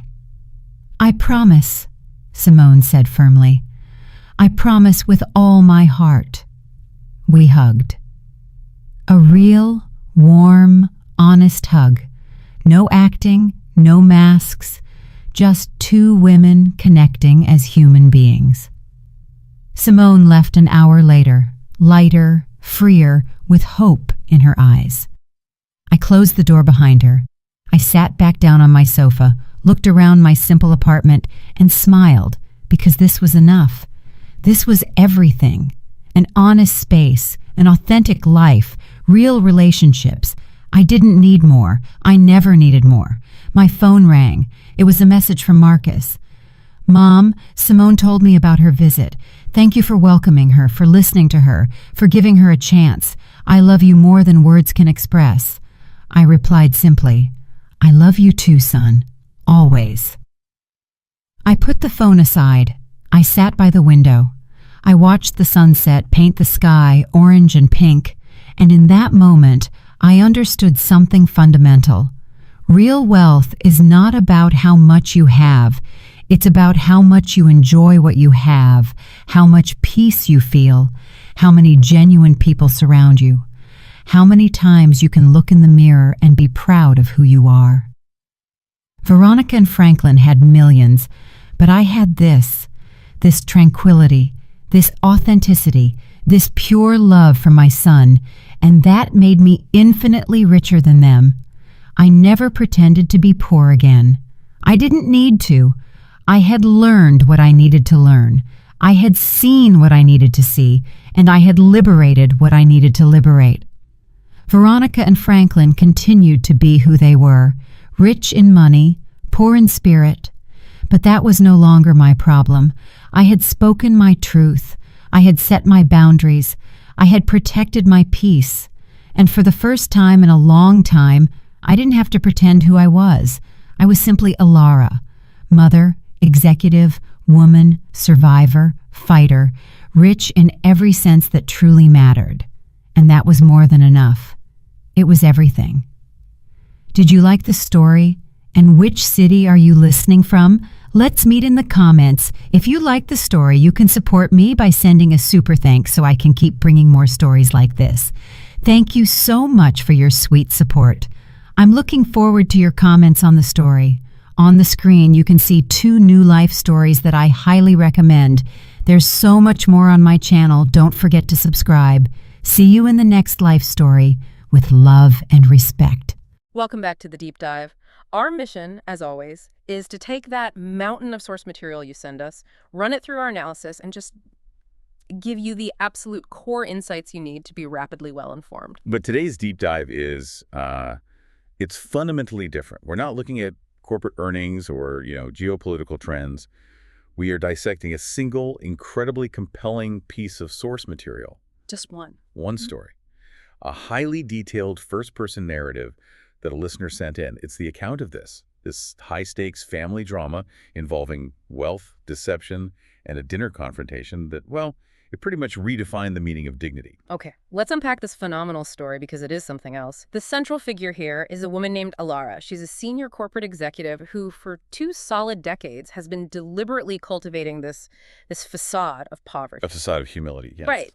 And she chose to play this role for a very specific reason, to test the character of her son, Marcus's new in-laws, Veronica and Franklin. She had the suspicion they measured all human worth purely by, status markers. And our goal here is to move way beyond just the entertainment value of this narrative, because it's a great story. It is a great story. But our mission is to extract the strategic and philosophical lessons. We are studying the nature of true power versus, let's call it, control, the definition of dignity, and the incredible, almost superhuman discipline it takes to earn $40,000 a month. $40,000 a month. And choose to live a simple, silent life. Mm-hmm. We want to understand how that one deliberate choice exposed the spiritual poverty of people who seem to have everything. The central conflict here is just so stark, and we really need to define it right up front. It's this tension between what Alara calls true wealth and display wealth. Right. True wealth, for her, is defined by personal values, by immense effort, by character, and that internal peace that comes from actually creating something. Whereas display wealth it's all external. It's the luxury cars, the massive watches on your wrist, the jewels, the fancy restaurants. And this isn't just some rich people problem. This is a philosophical battle playing out in high definition. It's the perfect scenario for you, the learner, to get this rapid insight into the psychology of status. Exactly. This story gives us a real-time framework for a critical analysis of social power dynamics. It really challenges us to look beyond the surface. I mean, how quickly do we, or the people we deal with, judge someone based on these purely external signals? Alara set a trap, no question. But in doing so, she created this controlled environment to study the very mechanisms of human condescension. Let's start with the central secret, because it is just jaw-dropping. The secret that Alara kept for 20 years, even from her own son Marcus, who is now 35 years old. 20 years. The unspoken, astonishing truth is her financial reality. She earns a base salary of $40,000 a month. Let's just contextualize that figure for you. There's $480,000 a year. That's not including bonuses, not including stock options. This puts her squarely in the top 1% of income earners on the planet. And her job isn't just a title. No. She's a regional director of operations for a major multinational corporation. So her work involves strategic planning, political navigation across borders. I mean, she's managing logistics for multi-million-dollar supply chains across 5 different countries. She oversees the careers of thousands of employees. This is a brutally demanding job. It requires political skill, huge long-term vision, and just ruthless efficiency. She is operating at the absolute pinnacle of corporate power. And yet, her personal life is the complete antithesis of that power. Right. She's maintained this incredibly consistent, modest lifestyle for 2 decades. And the specifics, they really tell the story. They do. The same small, modest apartment, the same worn leather handbag she's had for years. She buys her clothes exclusively from discount chain stores. Constantly cooking at home, systematically investing and saving absolutely everything else. She described it herself as becoming, quote, rich in silence. And this is the point that really requires the deepest dive. What's the rationale behind this radical simplicity?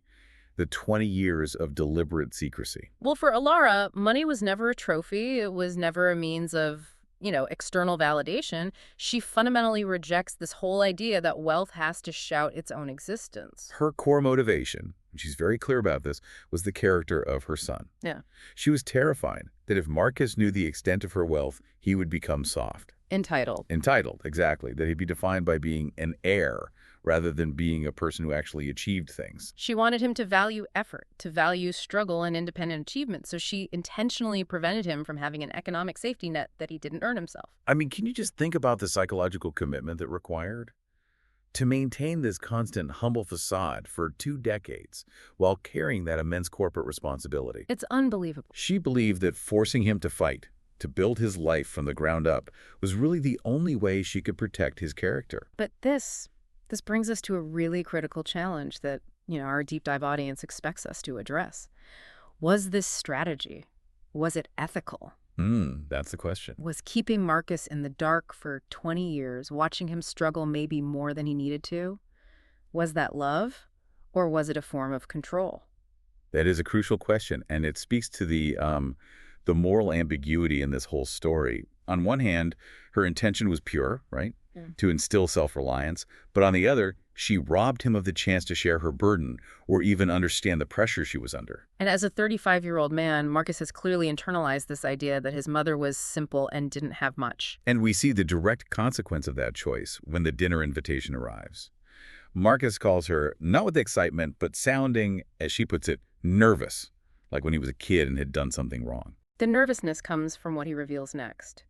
He'd already described his mother to Simone's parents as someone who, quote, works in an office, lives alone, that she is simple, and that she doesn't have much. He framed her humble existence as a problem, something he needed to manage for his new high-status family. That word simple, that's the trigger for Alara. She recognized it not as a description of her lifestyle, but as an apology for her entire existence. He was apologizing for his own mother, to people he desperately wanted to impress. And the shame he carried, that became the catalyst for her whole plan. And this is where Alara's core philosophy just kicks right in. True power doesn't shout. True power observes.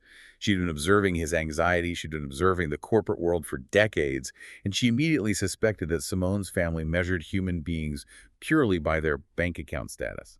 So she decides to engage in a social experiment, the ultimate test. She decided to give them exactly what they expected to see. Broke, naive, and a little desperate.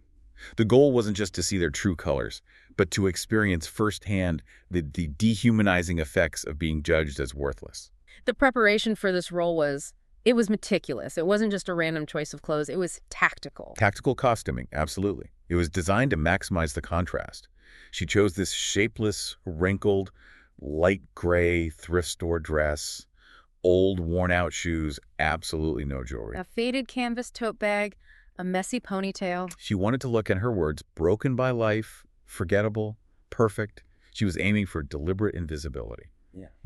The kind of woman that high-status people just look right through. That's the difference, isn't it? A high-power executive versus a truly controlling one. Alara could strip away her status and still have her internal power totally intact. And the venue selection just completed the setup. A high-end restaurant in the city's most exclusive district. A place where the menu, it omits the prices. Where, as Alara observed, each table setting costs more than the average person's monthly salary. This extravagance was essential. When the judgment came, it had to be swift, it had to be visible, and utterly undeniable. The stage was set for a study in social cruelty. But before we even get to the dinner, we should probably revisit the depth of her 20-year climb, because that's the foundation of her moral authority in this story. Absolutely vital context. We know the destination regional director, but the journey. She started as a minimum wage secretary, pregnant, abandoned by the father, and disowned by her own family at 23. The sacrifice was just relentless. I mean, we're talking about working 12-hour days, going back to work 2 weeks after Marcus was born, relying on a neighbor for childcare. Her education wasn't a college degree her parents paid for. It was studying at night, learning English at the public library, mastering accounting and finance through sheer will. This wasn't just working hard. This was maximizing every available minute for 2 decades. Imagine the emotional toll. Missing school events, constantly juggling, having almost no social life, and carrying the fear of poverty every single day. Even as she was climbing the corporate ladder. Right? The promotions were earned through pure hypercompetence and desperation. secretary to assistant, coordinator to manager, manager to director. It took 20 years of nonstop self-investment to get to that $40,000 monthly income. Her true wealth wasn't the money, it was the discipline and character forged in that fire. She bought her wealth not with capital, but with time, energy, and sacrifice. And that context is absolutely vital. When Veronica and Franklin later try to judge her, they're judging a woman who created nearly $10 million in gross income from absolute zero. No family money, no connections, no safety net. They only see the wrinkled dress. But Alara sees the 20-year battle scars that earned her the right to wear whatever she damn well chooses. So, the moment she arrives, the contrast is immediate, it's stark. Marcus is in his nervous dark suit, Simone's perfectly curated in cream and gold, and then you have the in-laws, Veronica and Franklin, seated like absolute royalty. Veronica in sequined emerald green, calculated beauty, heavy jewels. Franklin immaculate suit, enormous status symbol watch. The judgment was immediate and purely visual. Oh, completely. Veronica's eyes didn't meet Alara's. They just scanned the thrift store dress, the old shoes, the cheap canvas tote. It was a cold, disdainful visual audit. The handshake was weak, quick, a gesture designed to minimize contact. And then they strategically placed her at the end of the table. Making her visually and literally a second-class guest. And the cruelty began almost immediately, starting with these subtle, patronizing tactics designed to just confirm her low status. I think we need to analyze the psychology here, not just call it a menu trap. Agreed. Alara played the part flawlessly. She pretends she doesn't understand the elegant French menu. And Veronica just seizes this opportunity for maximum condescension. She sighs dramatically, a performance for the whole table, and orders for Alara. And her instruction to the waiter was the first act of humiliation. Something simple. Something that doesn't cost too much. We don't want to overdo it. That one line, it just reveals everything. It frames Alara as a financial liability, a budgetary footnote that has to be managed and contained. She wasn't an honored guest, she was a cost center. This is the first collision of that display wealth philosophy against Alara's true wealth. They believe power is controlling the spending of other people. This was followed by the sustained status flex. Right. Veronica's conversation became this steady, aggressive stream of financial boasting, designed to just create an insurmountable gulf between their worlds. She casually mentions the $1,000 a night hotel they're staying in, the luxury rental car, spending just a few thousand while shopping. These are not updates. They are strategic reminders of Alara's irrelevance. They were detailing their properties in 3 countries, Franklin's major businesses. Everything they said was calibrated to make Alara feel small. And when Veronica finally turns her attention to Alara, the interrogation begins. It was cloaked in this cloying sweetness, but it was venomous underneath. And Alara gave them the answer they wanted. Eh. She does paperwork, filing, simple things. Veronica's response was the classic passive-aggressive dismissal. Administrative work, that's fine, it's honest. All jobs are dignified, right? That rhetorical question just confirms their hierarchy. Some jobs are merely dignified, while theirs are respectable and powerful. When the food arrived, the status display continued, using the food itself as a financial weapon. Veronica points out her $80 steak, emphasizing that quality is worth paying for. One can't just eat anything, right? This is a perfect moment to get into the philosophy of it. The $80 steak, described as artistic, tiny, expensive, it's the physical manifestation of display wealth. High status, low utility. Exactly. Alara, by contrast, focuses on utility and investment. The steak costs more than her daily food budget, but provides no higher spiritual value. They are paying a premium for social status, not for quality sustenance. Right. I remember being in a restaurant like that, where the waiter spent 5 minutes describing the provenance of a single carrot. And you're sitting there thinking, is this truly better? Or am I just being charged an admission fee into your exclusive club? And Veronica was making Alara pay that admission fee even though she wasn't paying the bill. Precisely. Yeah. And the cruelty escalated from there into what she calls the financial blows, delivered under the guise of pity. Veronica feigns concern about Alara living alone at your age without much support. And when Alara minimizes her struggle, Veronica delivers the ultimate insult, sighing dramatically and stating one wishes to give our children more, to give them a better life, but oh well, everyone gives what they can. Let's pause on that statement. This wasn't just a comment on her income. It was an intentional, disguised character assassination. Veronica was telling Alara she was a failed mother, someone who hadn't provided Marcus with the economic foundation he deserved. And the source notes that Marcus was actively clenching his fists and Simone was just staring at her plate. They fully recognized the malice behind that veneer of charity. They knew the game was being played, but they were paralyzed by the sheer financial power and emotional leverage of the in-laws. To reinforce the comparison, Veronica and Franklin then proudly quantified their investment in the couple. $40,000 for the house down payment and $15,000 for the honeymoon, a total of $55,000. And they looked to Alara, asking if she helped at all. And Alara, still playing the timid role, gave the only answer she could. Not much. I gave them what I could. Small gift. Veronica's saccharine response, "How sweet, every detail counts right," was the final, sharp knife twist, reducing Alara's 2 decades of sacrifice to a trivial little detail. And this financial flexing was the deliberate buildup to the climax of the setup, the buyout offer. Veronica shifted to serious family talk, making it clear that Alara's perceived low status was an unnecessary burden on Marcus and Simone. She argued that Marcus would naturally worry about his poor mother, which would affect his marriage. This is a crucial strategic moment we need to analyze. We should frame the $700 offer not just as an insult, but as a negotiation tactic. Oh, absolutely. They suggested a modest monthly allowance, $500 to $700, to help her live more comfortably. This is financial control masquerading as charity. In a negotiation, controllers often pair a small, seemingly generous offer, $700, with an enormous life-altering condition. And the condition here was the real cost.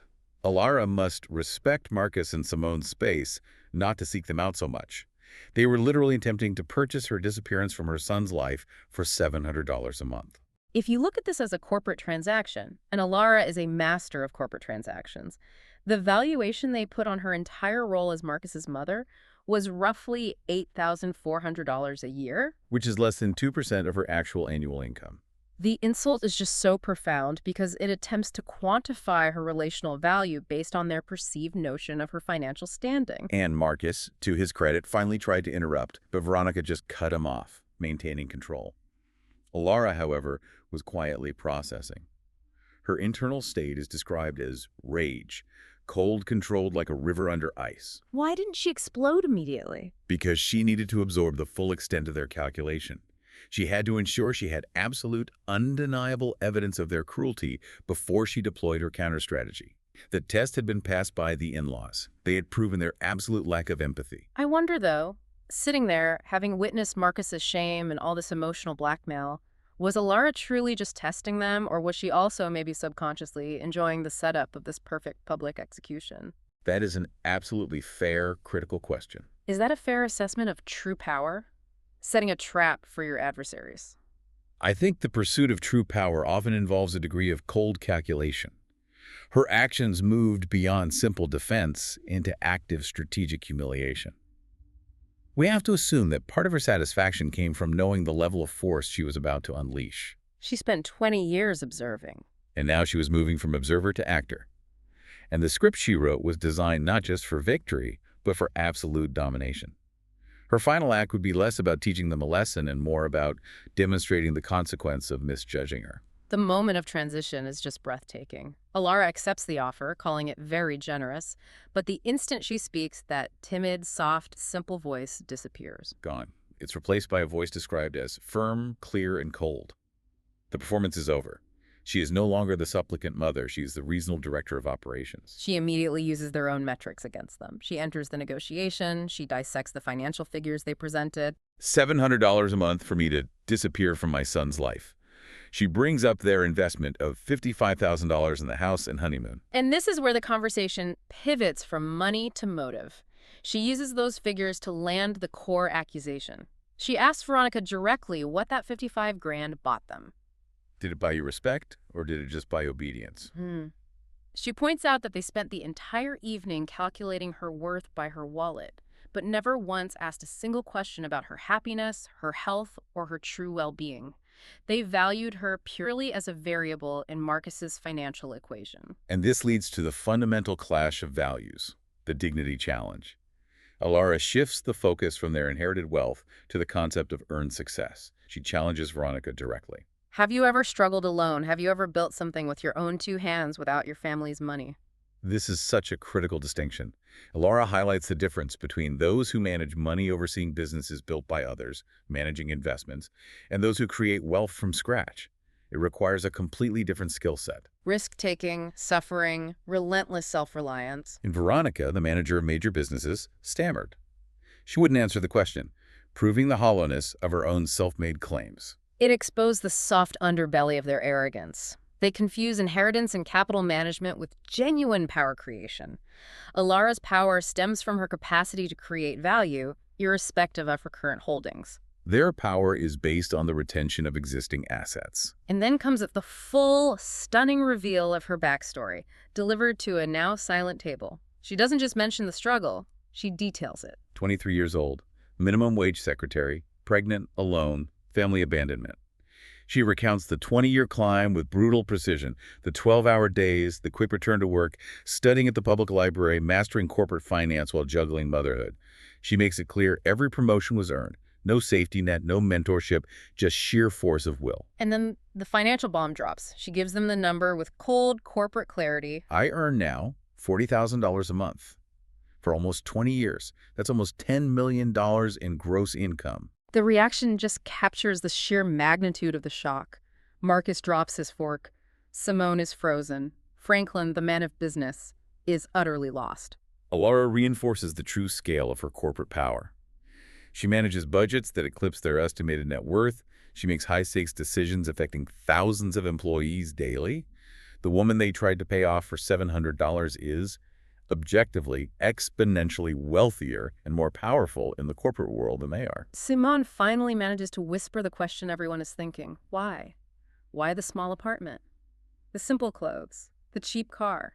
And Alara's answer is the defining statement of this entire deep dive. It's the core of her true wealth philosophy. Because I don't need to impress anyone, because true wealth isn't shown off. She explains that her discipline has allowed her to build and multiply her wealth, not squander it on flashy jewelry or showing off in expensive restaurants. And then she delivers the precise rationale for the test. I came dressed like this tonight. I wanted to see how you would treat me if you thought I had nothing. I wanted to see your true colors, and boy, did I see them. Her ultimate statement is a condemnation of their values, delivered with the authority of someone who earned her position. Money does not buy class, it does not buy real education, it does not buy empathy. She exposes their internal emptiness, noting their obsession with external symbols prevents them from ever achieving real peace or connection. Veronica tries one last, frantic attempt to regain control, accusing Alara of lying, of deception. And Alara's response is ice cold. You didn't make you look like fools, you took care of that all on your own. I just gave you the opportunity to show who you are. This is where we need to analyze the strategic genius of the moment. Alara rejects the idea of debating her strategy. Instead, she pivots to a moral challenge. She offers the $1 million counteroffer. I will give you $1 million right now if you can prove to me that you ever treated someone kindly who didn't have money. It's an impossible test for them to pass. Their entire evening was dedicated to doing the exact opposite. By demanding they prove kindness, she highlights the moral deficit that their massive bank accounts could never fill. They were paralyzed. They had no answer. And then comes the financial execution. She reaches into that old canvas tote, pulls out the black platinum corporate card, a card that symbolizes high-level auditing, massive institutional credibility, unlimited corporate leverage, and drops it on the table to pay for the $800 dinner. She tells Veronica to consider it a gift from a broke and naive mother. The power dynamic is completely inverted. But the universe wasn't finished delivering vindication. Franklin attempts this desperate move to save face, reaching for his own shiny golden credit cards to pay the bill. He needs to assert his financial dominance one last time. And this leads to the ultimate humiliation playback. The waiter returns, and Franklin's shiny golden card is declined. He insists, arguing it must be a security block due to travel. He hands over a second card. That card, too, is declined? And let's pause here because this detail is critically important for you, the learner. Why would a man who boasts of properties in 3 countries have his card declined? It speaks to the difference between audited corporate liquidity, Alara's world, and personal credit, which can be subject to temporary security blocks, over-limit issues, or maybe just managing too much debt. His wealth was fragile, it was built on display, not necessarily liquid reserves. Whereas Alara's cards represent an entirely different scale of financial health and stability, one backed by a massive institution and decades of audited performance. Franklin storms out to call his bank, leaving Veronica utterly devastated. Her power, her perceived status, was just declined by a bank security system. And in that moment of shattered pride, Alara produces the ultimate symbol of true, silent power. She pulls out her simple, old leather wallet and retrieves her secondary card, the transparent, heavy metal Centurion card. And we really need to explain the gravity of the Centurion card. It is not something you apply for. It's an invitation-only product from American Express. To even get the invitation, you typically need to demonstrate years of incredibly high spending, upwards of $250,000 annually. It has a high annual fee, but the status it confers is absolute. The physical weight and the unique transparency, they symbolize a level of wealth that transcends everyday platinum or gold. It's the ultimate quiet flex. And the source material is fantastic here. The waiter handles the Centurion card as if it were something sacred. The payment is instantaneous. The entire room, including the staff, now understands who the real power at the table is. With her financial and moral power confirmed, Alara delivers the final, crushing exit line, referencing Veronica's earlier boast of speaking 4 languages. In which of those 4 languages did you learn to be kind? Because clearly it wasn't in any of them. A brutal, absolute victory. She walked out having not just paid the bill, but having exposed the core fragility of their self-worth. They realized the woman they treated like human debris had more money, more class, and more power than they did, all because they failed the simplest test of human decency. The immediate fallout, the drive home with Marcus, is so vital because it addresses the emotional consequences of Alara's 20 years of secrecy. Marcus is just overwhelmed. He says he is proud, incredibly proud, but he also feels foolish blind for never having understood his mother's true life. And Alara immediately assures him that he's not foolish. This is her chance to explain the true rationale for the deception. She affirms she did it so he would be independent, so he would fight for himself, so he would value what he created, not what he inherited. She protected his character by forcing him into self-reliance. She made that difficult trade-off between protecting his financial future and ensuring his moral fortitude. Marcus brings up the issue of forgiveness regarding Veronica and Franklin. Alara's answer is so mature it reflects her corporate wisdom. Forgiving doesn't mean forgetting, nor does it mean allowing it to happen again. She establishes a critical boundary. Until she sees real, genuine change, she will remain polite, distant, and extremely cautious. And that's a lesson for the learner, isn't it? Boundaries are not punitive, they are self-preservative. To help ground this intense corporate drama, the source introduces these profound external perspectives, starting with the cab driver on the ride home.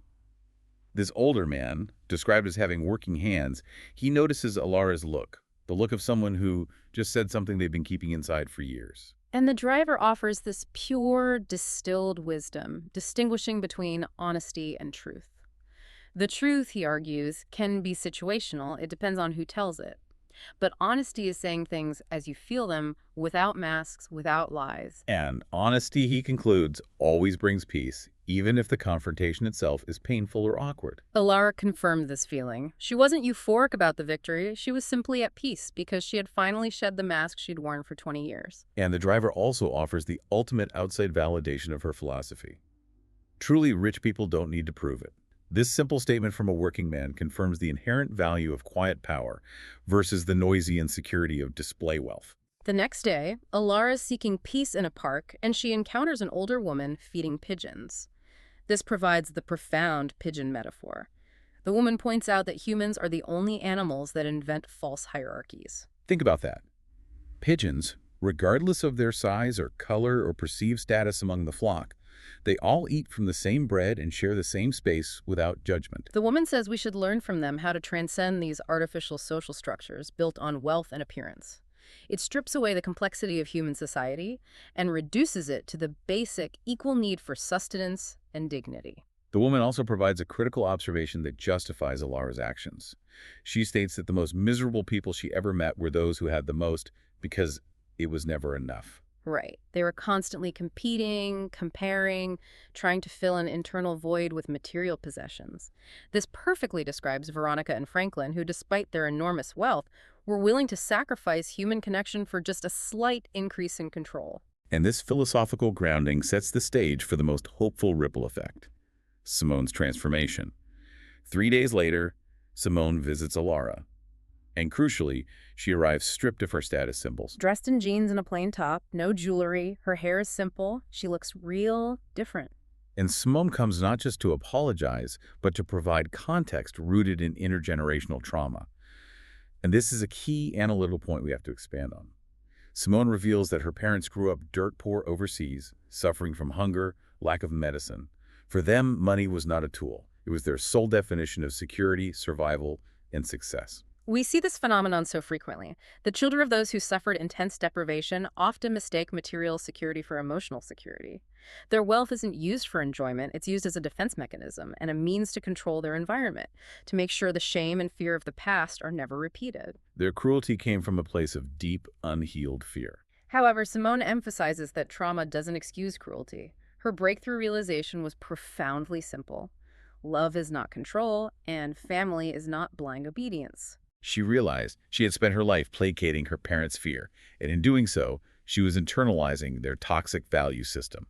She tells Alara that her actions at the dinner, the brutal honesty and the public reveal, saved her from becoming my mother, from perpetuating that toxic cycle of measuring value only by bank accounts. And that is the ultimate victory for Alara.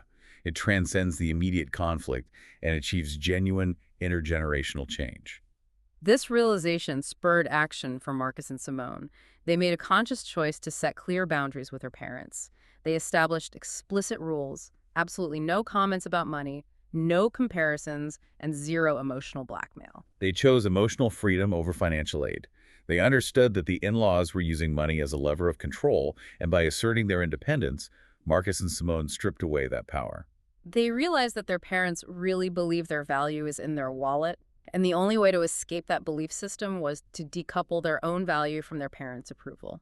And this is the final synthesis of true wealth. Alara, reflecting in her simple apartment, confirms that real wealth is internal. Peace, health, love, a passionate career, genuine relationships. She had liberated herself from the need to hide who I was, and in doing so, achieved a form of internal peace that the Centurion card, in and of itself, could never guarantee. Her dignity wasn't bought. It was earned through 20 years of struggle and reinforced by the courage to live authentically. The Centurion card was merely the microphone she used to amplify her message. The true power was the internal compass that allowed her to value effort over appearance. Connecting this back to you, the learner, the core lesson here is that authenticity is the highest form of power. You don't need a transparent heavy metal credit card to have dignity, but you must have a solid internal compass that anchors your self-worth and your values, not in external judgment. So, to summarize the key strategic and philosophical takeaways Alara's narrative offers us. First, you have to recognize the difference between power and control. Alara demonstrated the immense power to create wealth and transform her life. Veronica and Franklin sought only control by managing existing money and trying to coerce and bribe those they deemed inferior. Second, the immense value of a simple life built on effort. Alara's choice to live modestly prevented the corruption and entitlement often associated with extreme wealth, ensuring her character remained independent and resilient. Third, the critical role of boundaries in protecting your life from toxic expectations. Marcus and Simone's decision to risk substantial financial security for emotional freedom was a necessary act to break that cycle of intergenerational control and trauma. And fourth, the sharp distinction driven home by the cab driver. Money does not buy class or empathy, but the honesty that Alara deployed, even in a confrontation, bought her lasting internal peace and liberated her relationships. At the end of the day, Alara's strategic decision successfully exposed the profound fragility of wealth built only on appearance and the hollowness of social standing that relies entirely on the systematic humiliation of others. And this leaves us with the provocative final thought, something to sit with long after this deep dive is over. Alara's test challenged Veronica and Franklin to see past the facade. If you stripped away everything you own, your title, your car, your zip code, every single external marker of success, what fundamental characteristic would remain that you believe dictates your true value to the world, and would you be profoundly proud of it? Is your self-worth tied to what you possess, or who you are when you possess nothing? That is the real deep dive we must all take. Food for thought. Thank you for joining us for this intense analysis of power, perception, and an unforgettable dinner confrontation. We'll see you next time for the next deep dive.